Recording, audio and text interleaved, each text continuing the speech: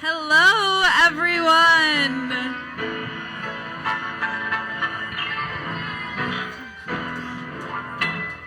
And that's the show. Thank you so much for coming. Thank you all for being here. Welcome to Show Up Chicago. Or I should say the artist formerly known as Blue Thursdays, if you knew her like that. Yes.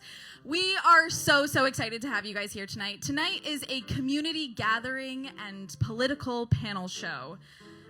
We are so grateful for our hosts here, The Hideout. Thank you. And on behalf of Indivisible and Blue Beginnings, we're just really excited you guys are here. Give yourselves a round of applause. You guys are a great crowd. I do want to start by acknowledging just all of the hard work that everyone in this room has been doing. You all have been working your butts off. You are the people that have been phone banking, that have been organizing, that have been going to meetings and protests. And there is so much to be discouraged about right now, and you all are showing up. So thank you for doing that work. It's very important. Yes, give yourselves a round of applause. I hope that some of you have already introduced yourselves to those next to you. If not, there will be an opportunity to do more community building after. But please, talk to your neighbors. Ask them where they live. Ask them what brought them here tonight. Before you guys keep talking to each other, I'm going to tell you a little bit about myself. My name is Maureen. Thank you very much. I was born and raised in Dubuque, Iowa. Any Iowans in the house tonight? Yes? Thank you.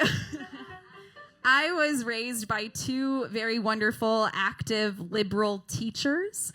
And when you grow up in Iowa, democracy is sort of part of the culture. We learn how to caucus very early on. I will say I'm a little traumatized by the 2020 caucus, though, if there's any other Iowans in the house. I got involved with this wonderful group of people because my dear friend Chloe, I don't know if I can see her, but she met Marge Halpern and Mike Lanahan while she was working for Kamala Harris this last fall in Wisconsin. And she introduced me to this group, wonderful people, Marge and Mike and Tom and John and Nick. They brought Chloe and I into the fold. And even though we might be a different generation, we have found such catharsis in being a part of this community. So we hope you guys feel that as well. Before we get officially started, I do want to give a shout out to TJ Shanoff, longtime Second City and Chicago Music Lounge music director.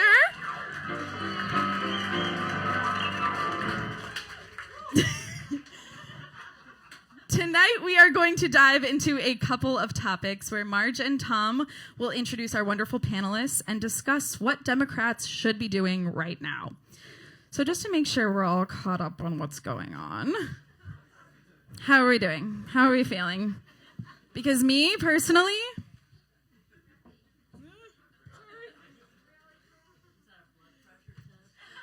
I'm fine. Just in case anyone was worried, I am totally fine.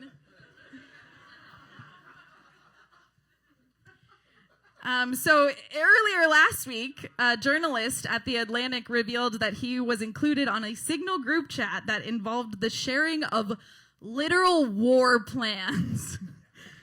You know what, guys? That happens to the best of us, right? I personally sent a 6-minute voice note to the wrong group chat and was so embarrassed I couldn't sleep for 2 days. Yeah, there's a person in that group chat here tonight. I send great voice notes, by the way. But it really is fine that the literal vice president of the United States and the Secretary of Defense were using an unsecure messaging app. It's totally fine.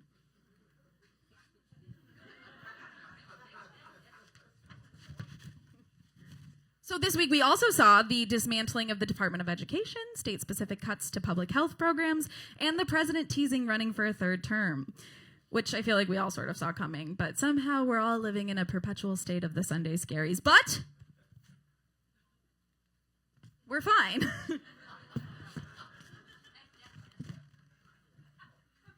Now, as many of you in this room know, the Wisconsin Supreme Court election is tomorrow, and not only am I fine, but our democracy is totally fine.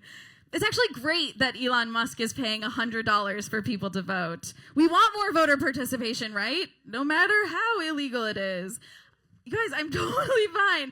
Everything's like really, really fine, and I think no one should be worried about not being fine because I'm totally fine, right? I'm not fine. I don't think anyone in this room is really fine, right? That's why we all came here tonight. We are really hoping that tonight can be a place to be the answer to all of your calls for gathering. We know that talking to each other can soothe our anxiety, and that action is the antidote to this crazy, crazy world that is making us all feel so not fine. So, without further ado, oh wait, I must first say, sorry, TJ. Tonight, you will get action steps. We will tell you what to do next. We have action plans, and we are really excited for everyone in this room to make this action. Without further ado, I'd love to bring up on stage Marge Halprin, Tom Moss, Brandon Pope, and Greg Pratt.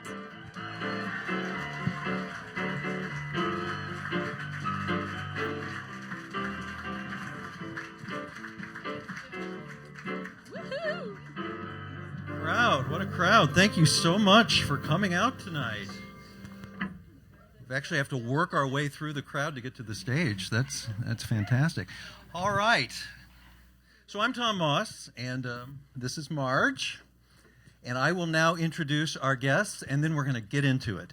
So on the far right there is Brandon Pope, an Emmy Award-winning journalist, host, podcaster, media critic, and columnist with experience covering a range of topics from politics to sports. You'll find him on WCIU Channel 26, and along with Marge on the WGN radio podcast, The Mincing Rascals. Brandon is president of the Chicago chapter of the National Association of Black Journalists. Let's make Brandon feel welcome. Thanks, yo. Thank you. And next to him is Greg Pratt, an investigative reporter for the Chicago Tribune, raised in Chicago's Little Village community. He's earned recognition from the National Headliner Awards, the Lissagors, and Scripps Howard. He is the author of The City is Up for Grabs, How Chicago Mayor Lori Lightfoot Led and Lost a City in Crisis, and I think that got you off of her Christmas card list. Let's make Greg feel welcome, please.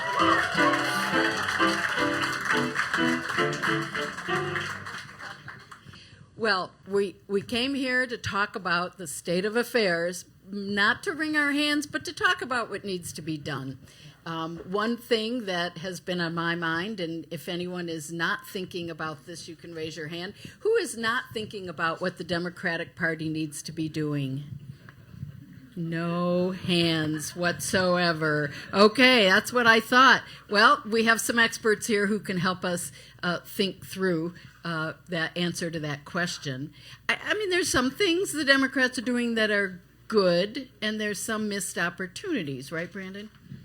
Yeah, it's a mixed bag. And I think the biggest problem right now is Democrats are not in unison on what exactly went wrong and what needs to be done. So you hear a lot of prescriptions, but you don't really have an actual pill. And so we're wandering around aimlessly trying to figure out what are the Democrats going to do, what is their solution.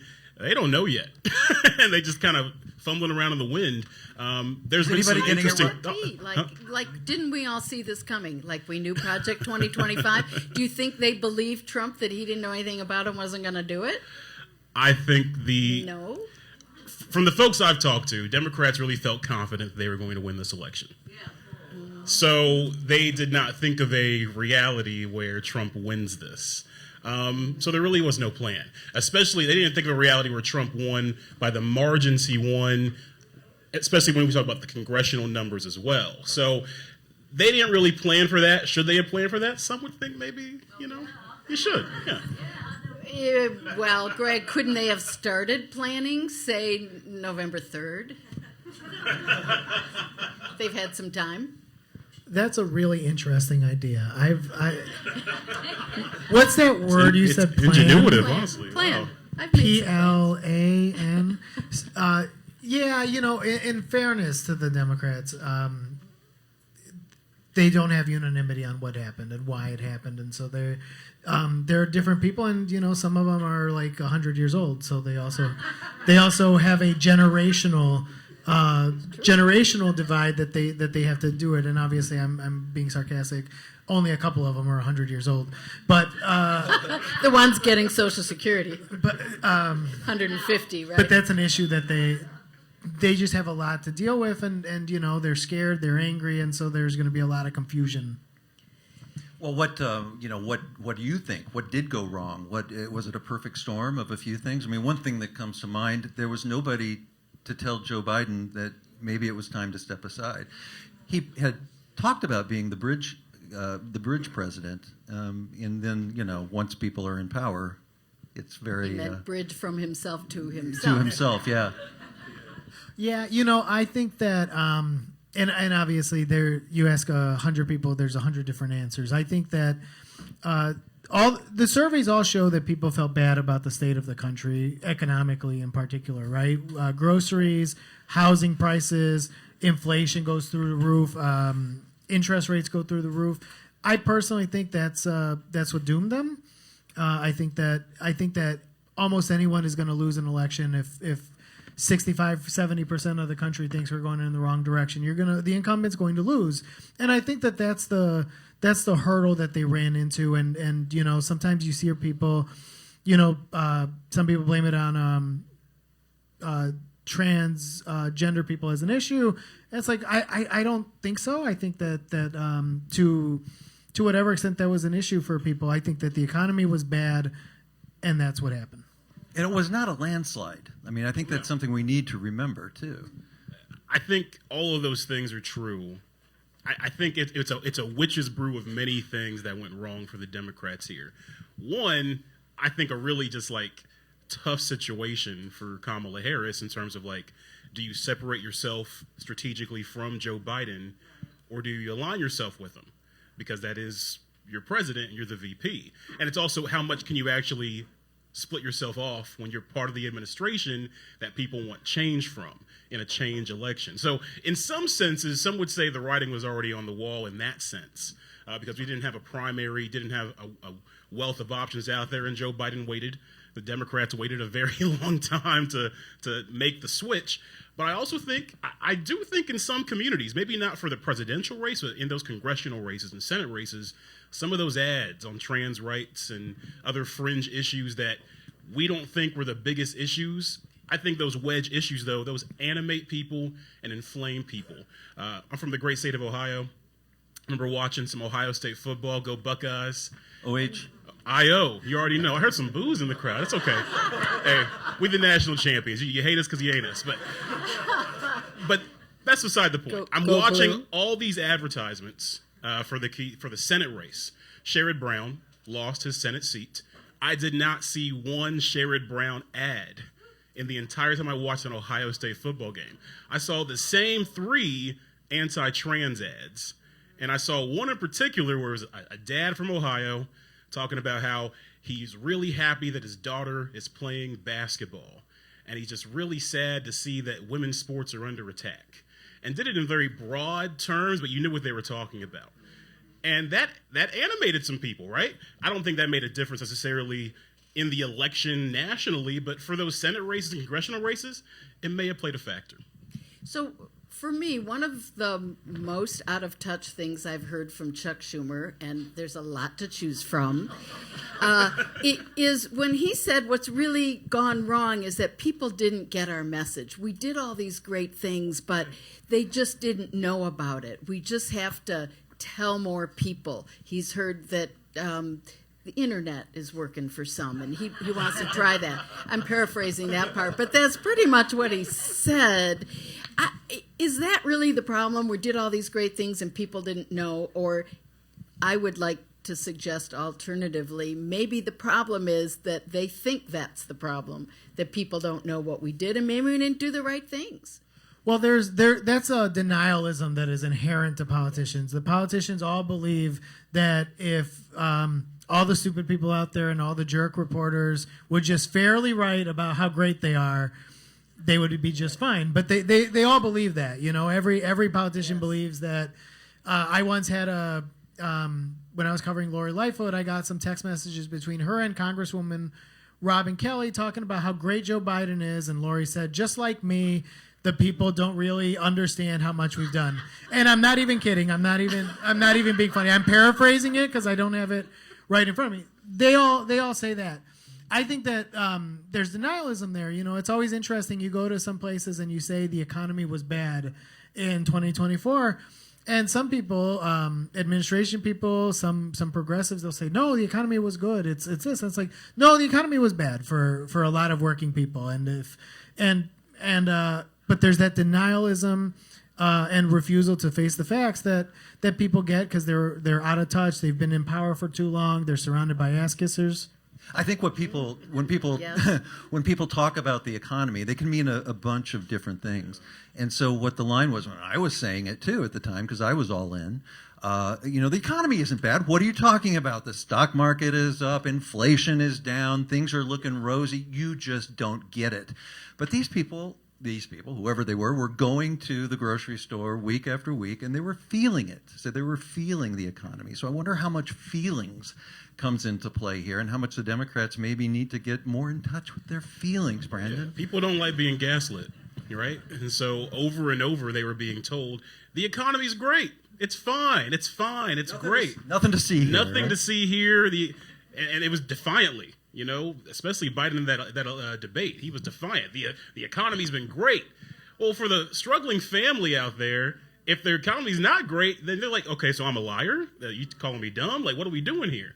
The messaging, in that sense, the messaging is the problem. But I think in a greater sense, the problem for the Democrats wasn't just messaging, it's the policy itself. People weren't feeling these things that the Biden administration was talking about, these big initiatives. They weren't explaining why the Chips and Science Act was such a big deal and how that impacted people on the ground level. There's these lofty ideas and stock market talk, but nothing when it comes to the kitchen table. And that's like the bread and butter of political talk that Bill Clinton really started, right?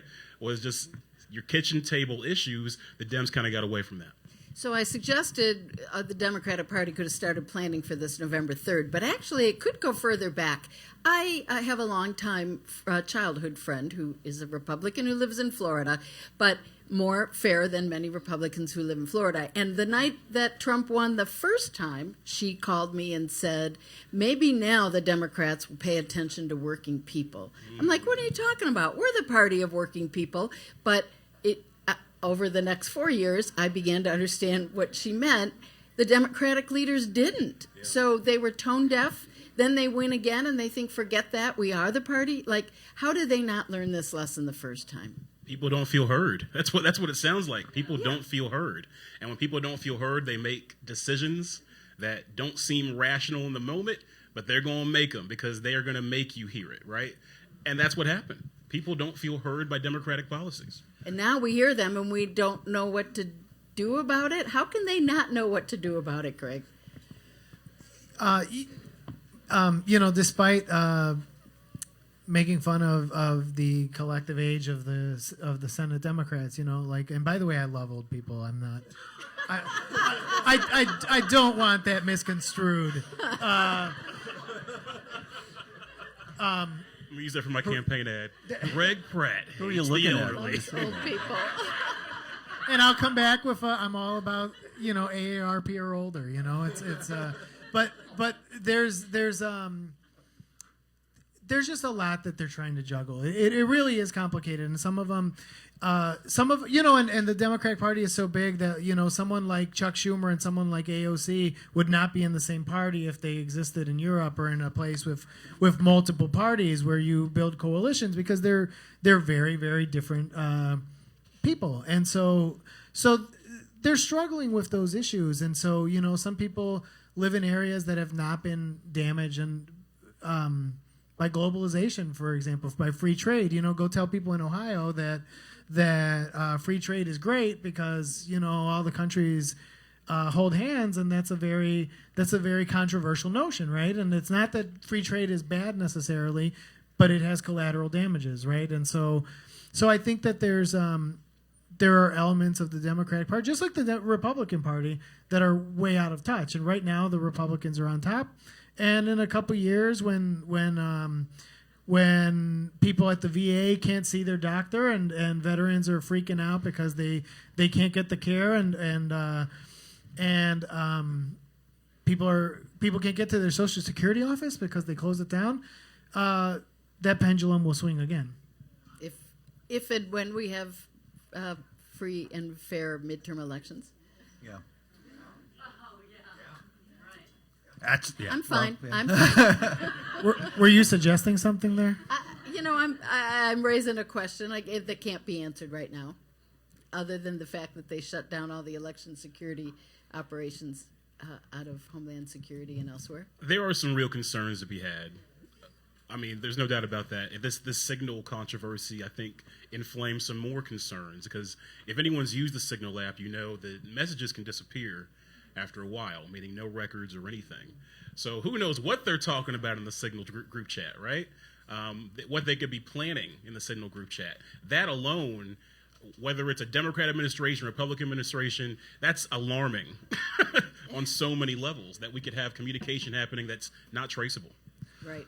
I want to go back to the Harris campaign a little bit. And again, I was all in, so I can't say that I was prescient at the time. But looking back, I was enthralled by the return to joy that Harris was running this campaign, built in joy. And I loved it. I watched every rally on YouTube. I mean, I was a fan. Looking back, though, the message, it occurs to me, was we're not going back, but put everything back the way it was. And I wonder if people that we've been talking about, working class people, heard that message and thought, no, I don't want it to be the way it was. The way it was not working. And in fact, it was Bernie Sanders 8 years ago that was talking about how the system was rigged, not the voting, but the system was rigged. And we didn't pay any attention to that. And maybe we should have. Well, the thing that I thought that one of the smartest things I had heard going into the election was from Nikki Haley, who had said that whichever party dumps their 70-plus-year-old person who represents the past was going to win the election. Obviously, the Democrats dumped Biden, and it didn't work. And I thought that the reason for that was because she latched onto him and never separated. You had that really humiliating interview with, I think, 60 Minutes, where they asked her to name one thing you guys disagreed on, and she couldn't give an answer. It was The View. That was The View. Even worse. A hard-hitting view. Right. Even worse. And it's just In front of Whoopi, of all people. Come on. But the point is that, people are upset with the way things are, and so instead of becoming a change candidate and embracing that, she became things aren't so bad, and this guy over here is crazy, but this guy's not, things aren't so bad. And if people feel things are not so bad, and you're telling them that things are actually perfectly fine, it's a problem. Aren't we still stuck in that right now, Brandon? Because when we say, hands off Social Security, I mean, we don't want the Doge boys in there, but might there be some waste and fraud to find in various departments? Sure. And if we're anti-Doge, are we anti-reform? And are we in a box where we shouldn't be? That's definitely a big messaging question, and how Democrats frame that going forward is going to be interesting. I noticed a lot more Democrats saying openly right away, hey, I'm for cutting waste and fraud and abuse. Let's go for it. And that's the right thing to do and right thing to say, even if they don't believe it. But that is the right thing to say. Ultimately, kind of zooming out on the Harris campaign a little bit, it is really challenging to critique a campaign like hers, because we've never seen a campaign like it. It had to come together so quick. And I graded on a curve because of that, because I think for the amount of time they had to put it all together, I was like, dang, this is a really good product they put together. The problem is it felt like a production, a play, joy where people didn't feel joy. Yeah, we got Beyonce coming out. We all love Beyonce. Yeah, we got other celebrities, Ryan Coogler, Katy Perry, LeBron James, but that doesn't do anything for me at home with the egg prices soaring and the cost of living skyrocketing. And so the Harris campaign didn't have enough to break through when it came to that, but I also think we got to be fair here. I'm not sure there's much she could have done or said to win this in a change election where people were just angry and mad at the Biden administration and anything touching it. It just may have been an automatic L no matter what we tweak and fix here, put Tim Walz here more, put him there. It may not have mattered in the long run because people were angry and wanted change. And that all could be true, but my issue with that is just that she didn't try to separate herself, so we won't know. And I thought that, like, they spent some ridiculous amount of money on, like, the Oprah show, and, everybody loves Oprah, and everybody here loves Oprah in Chicago, and Oprah hasn't been Oprah in a very long time. So it's this playing off of the past, and the past is the past, and the future is the future. That's my profound witticism for now. But a bigger challenge they had too was like they're operating in a different arena. The Republican Party is operating in like a Super Bowl-sized stadium with the media ecosystem they have, whereas the Democrats, it's like an arena football. You know stadium. what it's like? This occurred to me, and I tried this out on TJ, so this comes pre-approved. It's like the Harlem Globetrotters playing the Washington Generals. So the Democrats are the Washington Generals going to this game playing basketball, and they're not playing basketball. The Harlem Globetrotters are not playing basketball. It's like, what's this bucket of confetti? It's like it's not a game. Yeah. It's like a different sphere. We're gonna go to the audience questions with Maureen here in a minute, but I just wonder, as a preface to that, one thought I had about what again looking back, what I wish had happened is how would we describe the Democratic, and we don't need to get into this, but for instance the immigration policy. What is the Democratic immigration policy? So I mean, we can. Great question. We know bits, and we may be able to take a stab at it, but I can't. It's not immediately top of mind. It's not open. We know what it's not. Not open borders. It's not what Trump's doing. But what is it? And go down the list of policies. What are the Democrats for? We know what they're against, and we're all against that. But what are we for? And people can easily label what the Democrats are against when you can't articulate what you're actually for. You got me stumped on the immigration part, because I'm sitting there thinking, well, Kamala ran a tough on immigration campaign, but is that like the Democratic platform, or is that her moderating to the right? Like, there's still a lot of questions on that. Yes, no doubt. It wasn't the mainstream Democratic position, but like, what is the mainstream Democratic position? Is it all the way open borders? Is it, reform at the border? What does reform at the border look like? Because they offered a reform package, and that got turned down. Well, I think the rhetorical point you're making is we don't know what they're saying. I come from a family of Mexican immigrants, and they're pro-immigration. They also Latinos are conservative people in a lot of ways. They go to church. They want to see you get a job. They want to see you work. When Obama ran in 2008, there were clips of him. They were contrasting with Kamala Harris, saying, we're going to get you in line. You need to speak English, which sounds like something you would parody, like a Republican being racist about it. And he didn't even mean it in a racist way. You can take that racist if you want, but that's not what he was saying. But the Democrats don't have any clear, coherent message, and you can see the results. So our friend Maureen is somewhere. Maureen? Hello. All right, you're on a live mic. Before we let Maureen, I feel it's important to say we know some things the Democrats stand for. They stand for asylum for people who need it. We've always been a country that welcomed people who are refugees from their country, and due process for asylum. And some of what Obama did, a lot of those of us on the left don't think is the right policy. He did kind of slide over to the right, just like Kamala did, because we haven't been able to articulate what's so good about welcoming immigrants to this country, even though, again, show of hands, how many families, how many of you are native to the United States? Oh, we got a couple. Awesome. That means Native American heritage. Native American heritage is what I'm looking for. We stand on the land of many tribes, right? So, right, Native. That would be forever. That's where your family came from. There you go. We do have a problem defining our policy, but there's some things that are easy to state that they're not stating. Sorry, Maureen. No, please. This was wonderful. So we asked a question when you all arrived. What do you think Democrats should be doing? And so I'm going to share out some answers for our wonderful panelists to respond to. I'm going to give you a couple rapid fire first, and then I'll give you some slightly longer ones. What's that? Yes, exactly. Thank you so much for everyone who did give an answer. If we don't say your answer now, we are going to post all of the answers outside, and we'd love for you guys to use those as sort of a talking point afterwards. But okay, here we go. Some rapid fire ones first. We have, these are some of Chloe and I's favorites. Class and maybe some swag. We have simple WTF.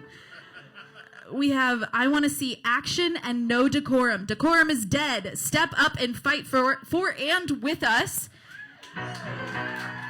And then we have plain and simple balls. Stand up and fight. Some longer answers. More active stances and more community building. It seems only Bernie and AOC have been on the road. We have Democrats should, deserve the respect and loyalty of the working class. And then we have, why are Democrats acting like Trump is kidding when he's taking over the other two branches of government? Amen. Do something. Yep. So one thought. Thank you, Maureen. One thought I had was this: why aren't the Democrats on the road? AOC and Bernie are on the road. Tim Walz is on the road, and Ro Khanna, I think, has been on the road. So there are some people that are on the road. They're getting out there. Elizabeth Warren. And Elizabeth Warren. So it's happening. It's a little scattered right now, but maybe that's how it needs to be. Closer to home, I have a wish, and let me try this on and see if this would work. Why doesn't J.B. Pritzker? J.B. Pritzker, in case you know. Maybe start, just south of Beloit, Wisconsin on Route 51 and go all the way down the state and stop at every town, find the diner in that town, find the Republicans that are watching Fox News in that diner, and sit down and say, we haven't been serving you. You've told us that. We hear you. What can we be doing differently? What do you need? Is that crazy? It's not crazy at all. I mean, he does have to be the governor of Illinois. He does have a full-time job. He does have a day job. This is his full-time. That's my point. This is his full-time job.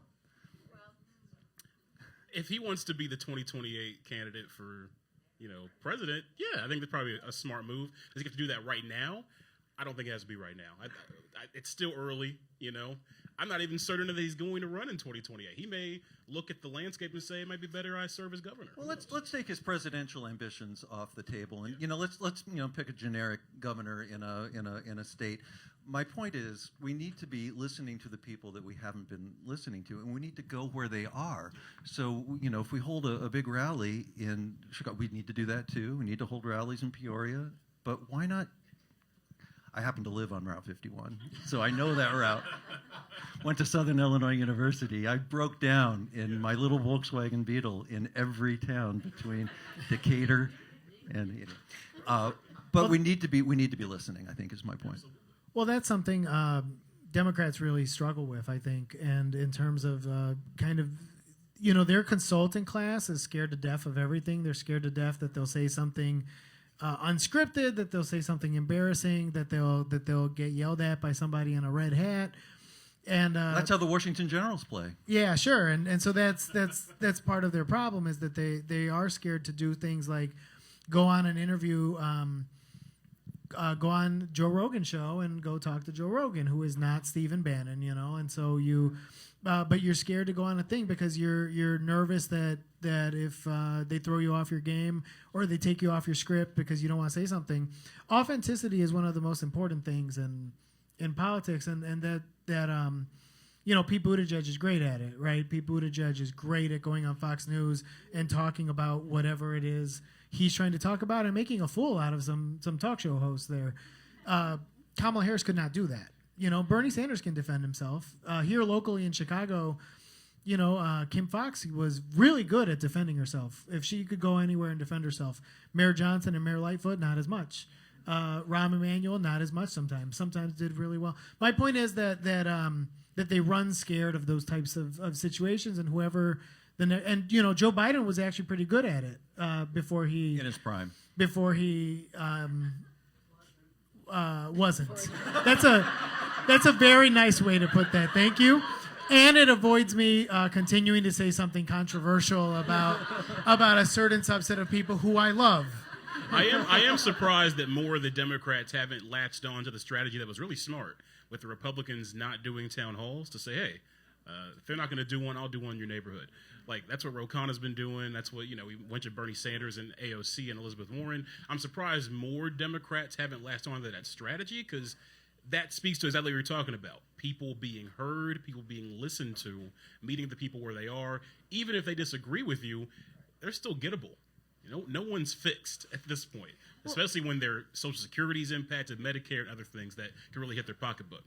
According to the DNC's fundraising emails, which I've seen a few of, and their ads on Facebook, they're working on that. They're coming to every state soon. They just need $20 more, Marge. That's just right. $20 more. Really, like, If why? you give $5 now. Yeah, exactly. And when Jeffries was here a little while ago, I don't know if anyone was in for that Humanities Festival conversation, but he said in the interview, we've got a lot of, we're going to push back. We're rolling out some things shortly. Well, it's 2 months later. Like, this was my point from the beginning. Why aren't they doing it now? According to the fundraising letters, they know what they need to do. They're still not doing it.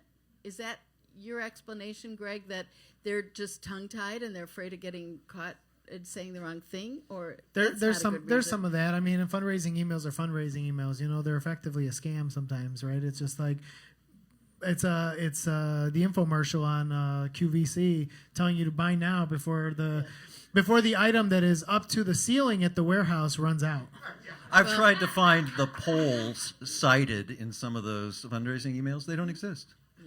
No, and it is interesting, like the Tim Walz thing. I mean, one of my as a reporter, as a citizen, one of my least favorite things is the thirsty politician, the super thirsty politician. And Tim Walz won a conservative district in 2006, and does terrible with in rural areas. Like they put him on he puts on a hat and he's like, I do well in on the countryside, and that's just not true. He's got like Rauner's Carhartt jacket. It's somewhat like that. And a disappointing debater, it can be said. Yeah. That was horrible. I did hate how they tried to really just caricature him up during the campaign. It was like, all right, come on, guys. Like, he's authenticity. That brings up the question of authenticity. I mean, he was going for the Elmer Fudd thing, and it just didn't work. It was like a video of him coming off of like one of the private jets, and he's like looking like a dope. He got the hat. Part of the problem. I feel like, I'll be honest, this feels very tone. Not the way we're framing the question feels like this whole thing has been about relitigating something that, believe me, I'm from a part of the country where like criticism and honesty are the same thing. Like, I believe in criticizing and getting to the best place, and we're not acting like we need to act. But the people that we're going to criticize, like, these people are at least here versus the people like, Jeffries and Schumer that are doing nothing, and we need to be talking about what we're doing. Talking about things that are happening a year from now, forget it. Like, people are angry now, and relitigate is only for an hour. It's not helping anything. Well, on the one hand, we felt knowing where you're headed, you need to know where you come from. But we did want to switch, and that's a perfectly good moment to do so, into what are the messages that people need to hear now in order to engage. And I'd like to start with what I'm seeing as a growing circle of people that I know and am related to in some cases, who are like, I know the headlines, but I can't really tune in. I can't sleep if I follow the news every day. The news is toxic. I just can't participate. I know those rallies will be big. They don't need me to be there. There are people who are just shutting down. And I get that because it's exhausting, but what if we don't activate everybody on our side? We aren't going to be able to break down the door.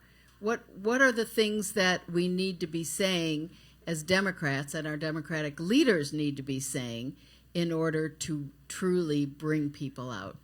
Well, I've been talking with a lot of Democrats locally and nationally, and they are having this conversation at every single event that they are at together. So this is a constant conversation. I personally think it comes back down to empathy and acknowledgement. You need to acknowledge the hurt and the pain that people feel and the hurt that Democrats have inflicted upon some communities, whether it was recent or whether it's from the past. And I'm not just like, black communities feel abandoned by the Democratic Party at times. There are black men who feel like the Democratic Party does nothing for them, offers nothing for them, abandons them.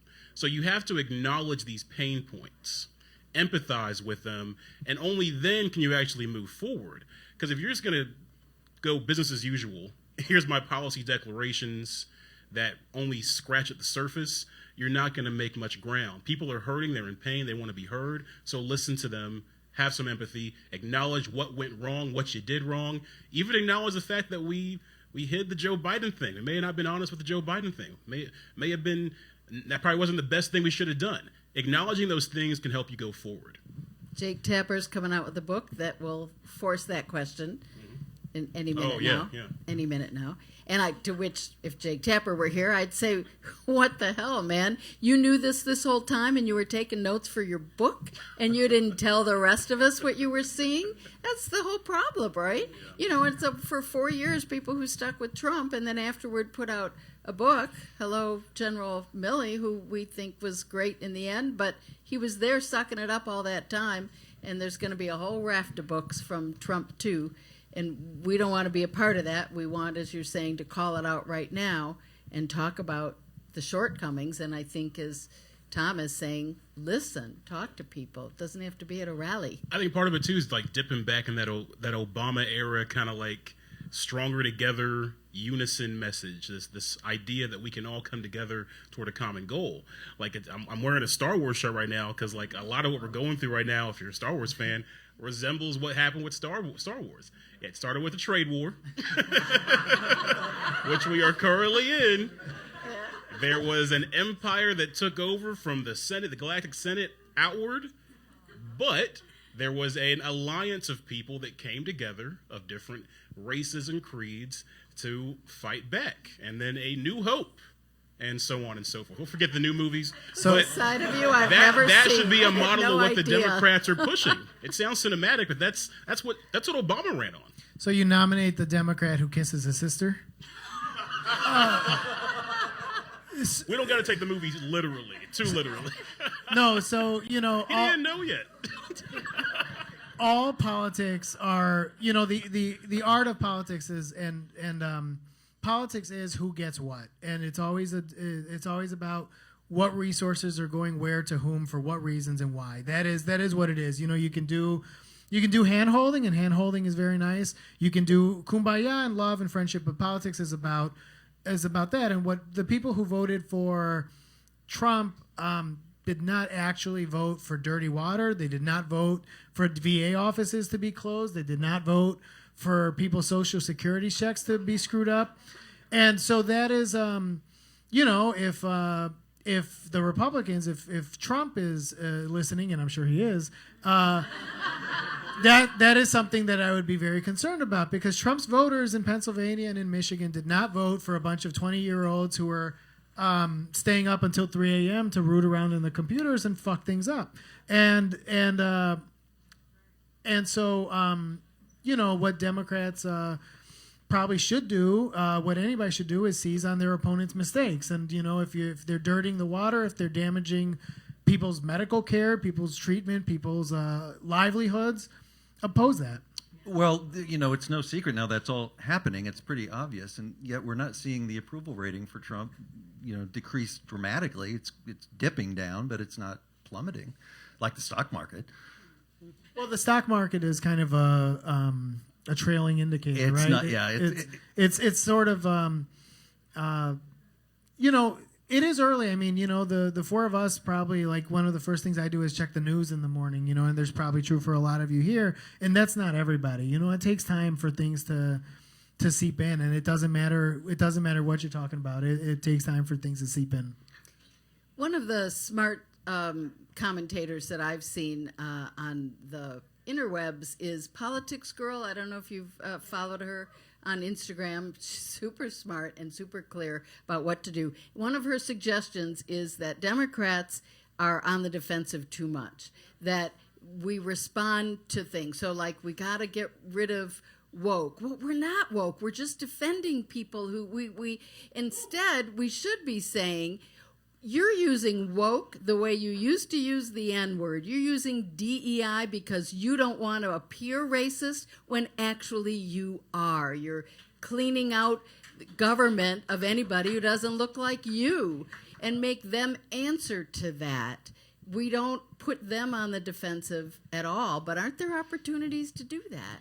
They often create the battles, and then the Democrats jump into them. They fall into them.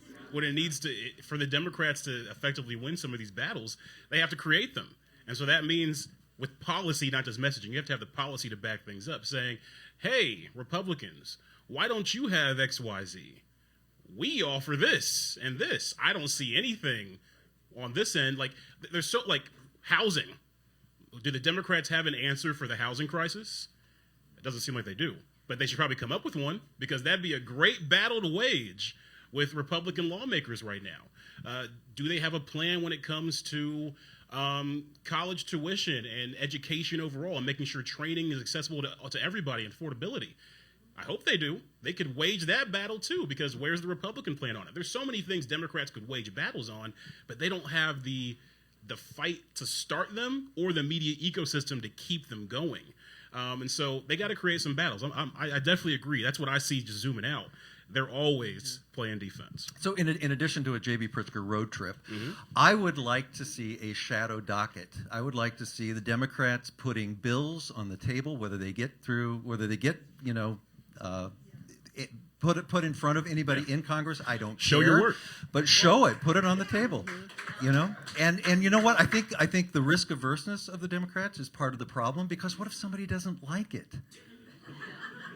What if we have to defend it? What if it gets hard? And I'm frustrated, I guess. I think it all comes back to policy. People don't feel like the policy out there is answering the problems of their lives. So create policy that does, and you're probably going to win elections. I really think it's as simple as that. I think that people are really calling out for what we would call radical things, but they're really not that radical. They just want to live. They want to. Yeah, right. And my hair is on fire, but they're not. I'm not a libertarian, but I don't know where else we can go with that analogy, so I'll stop right there. But I do think there are messages and ways we could be talking. We've addressed a couple of things. I think a lot of this comes down to maybe what you're suggesting, with your terrible ageist comments, but you might actually mean we just need new leaders. Is that what you're telling us? No. Oh, come on. The new leaders can be 100 years old if they're I'm not against. Oh, now. No, I didn't mean to cause you to pander to those of us with gray hair. I meant, do we need new leaders? Are Chuck Schumer and Hakeem Jeffries not up to the task that they've inherited? I mean, that's not up to me, but you have an audience with thoughts feelings. on that. Brandon, you want to weigh in on that question? I mean, yeah, that's for voters to decide, ultimately. I mean, I think the resounding call from many people within the Democratic Party, I'm talking about the base of the Democratic Party, not the consultant class, is yes, they want to see fresh blood. That's why AOC is surging in polls, and that's why you're seeing all this energy and groundswell. That's why Kamala Harris had the boost she did, because she had the appearance of something different, something new. We have two old white guys. Wow, we have a black woman. Yeah. Mm-hmm. So you said, where's Kamala now? Yeah. I mean, that's a discussion point. That's a discussion point. It's a question about whether she owes us anything, or whether she's even a good representative for where we need to head. Do you even right want now. her around right now? That's why we had the complaint about looking to the past, and I think you were right about that. Because is she the best messenger for the Democratic Party? But it's a self-awareness of where we are, because the two questions prior to this one about oh, Democrats are too reactionary, okay? And then this whole idea about, is it a messaging, is it this? And if we rewind the tape, this is literally a live replication of exactly that. The first question was, is it trans? Knowing that obviously you didn't think it was, but you start that, you center that. Like, we repeated the exact arguments that you're suggesting and sort of an awareness of what the punditry class, the consult class did to keep centering and legitimizing arguments that keep happening 42 minutes of now, 18 minutes will be this other discussion. Look inward. People are not looking inwards even in this space. So what did we do wrong? Which I think we all have to look in, because people that didn't want to vote for Hillary centered themselves, said, I'll turn up my nose, I'll vote. And now they have made everything drag to the middle to satisfy their needs. And all this sort of lack of self-awareness is continuing those discussions over and over and over again, preventing us from actual real action. And I'll add to that, there's a lot of harm reduction that now has to be done because of that. People just felt ignored. And what's happening actively, I don't know if people have seen this in your neighborhoods or communities or who you talk to, but people are isolating. The message that people who are part of the more Democratic base or tend to lean more Democratic, what they received from that wasn't, oh, we'll get back up and fight. A lot of people are like, you know what, cool, we're going to do it our way. And I'm mostly talking about our minority communities, the black community especially. The resounding thing I hear is like, hey, they got it. We fought our fight. We did what we got to do. They got to figure it out themselves this time. You're hearing that resoundingly from different communities because they feel like they've been abandoned, ignored, and not listened to and heard. There's been no looking within. I don't think the Democrats have actually had a look within. I really don't think the national Democrats have had any sort of sit down and real look in the mirror and say, you did X, Y, Z wrong. I have not heard anyone having, I've heard them talk about having these meetings, these forums, these discussions, but I don't hear them being as raw and emotional and as introspective as they need to be to really address the issue. And that's why still today, the punditry class is on CNN still talking about, well, what's the answer? I don't know. We're still let me ask you a question. What did the Republicans do after Joe Biden beat Trump? They did Project 2025.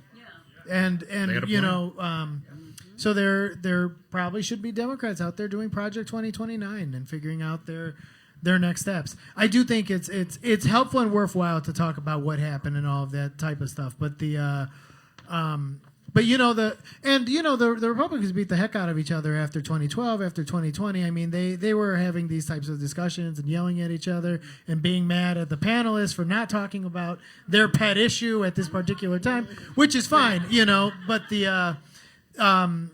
that's just what happens in that type of situation. But I guess I'm advocating for you guys. If you guys want change, you do a Project 2029. And there's one thing related to this that I find a little ironic, because they have, as many consultants as they can fit into a room or into a clown car if that's where they're headed. But one thing that every communications consultant will tell you is that people are happy to forgive. So we want to hear apologies. We want to hear recognition of what was done wrong, and then forgive and move on. Tie that to what we're going to do differently in the future. Every politician in the country knows this, and none of the Democrats are doing it. They can't even agree on like the Joe Biden issue.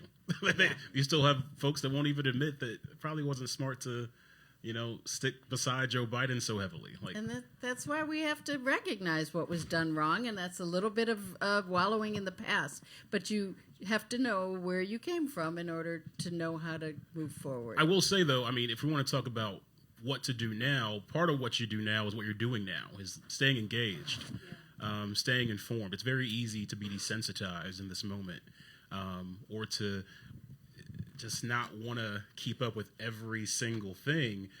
But the courageous and brave thing to do is to stay tapped in, and to invest in journalism, invest in hardworking journalists who are working to break these stories and tell these stories in a new climate where journalists may end up being prosecuted. We're entering a world where retribution is here.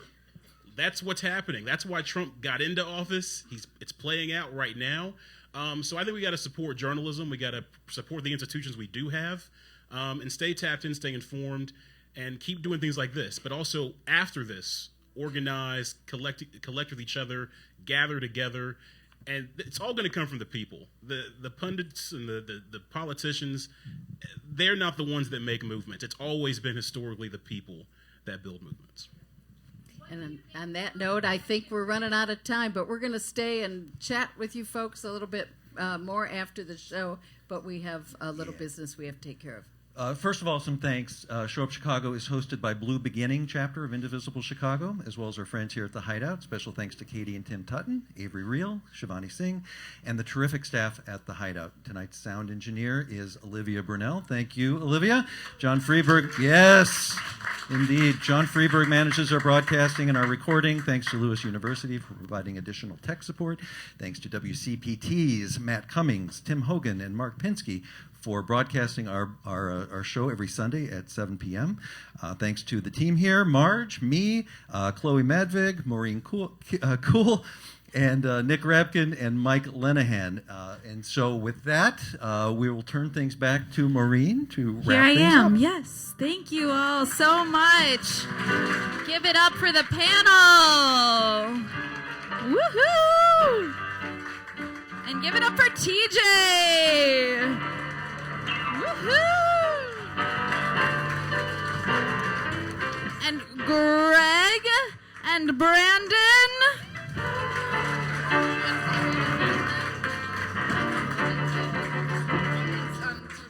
They have to tell us. Social media? Do either of you guys have social media you want to share, or any? Oh, they both do. You can find me at BPope TV, BPOPE TV, everywhere.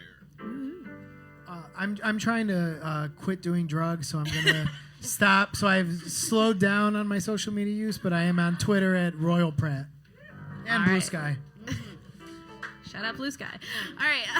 Thank you both very much for being here. Now comes the time of the show. Very important that I promised at the beginning, which is what are we doing next?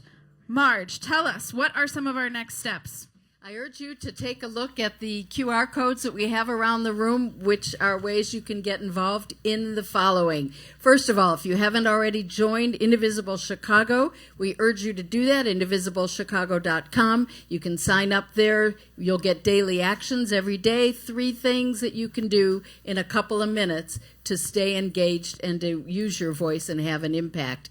We're the Blue Beginning chapter of Indivisible that meets here at the Hideout every month, and we hope you will come to bluebeginning.com and join us as well. Now for the direct actions you can take, I hope there's no one in the room who doesn't know we're rallying April 5th.